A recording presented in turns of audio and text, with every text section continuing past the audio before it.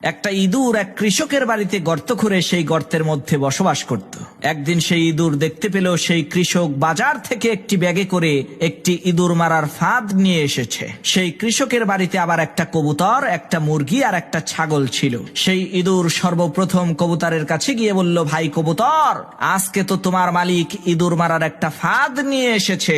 ইঁদুরের এই কথা শুনে কবুতর বলল, তাতে আমার কি? ওই ফাঁদ তো আমাকে মারার জন্য আনেনি, এনেছে তোমাকে মারার জন্য। এটা তোমার সমস্যা, তুমিই বোঝো। কবুতরের এই কথা শুনে সেই ইঁদুরটি নিরাশ হয়ে মুরগির কাছে যে ওই ইঁদুর মারার ফাঁদের কথাটা বলল। তখন মুরগিও এই একই কথা বলল, ভাই এটা তো তোমার সমস্যা, এর সাথে তো আমার কোনো লেনা দেনা নাই। মুরগির কথা শুনে সেই ইঁদুর আরো হতাশ হয়ে ছাগলের কাছে গিয়ে ওই ইঁদুর মারার ফাঁদটার কথা বলল।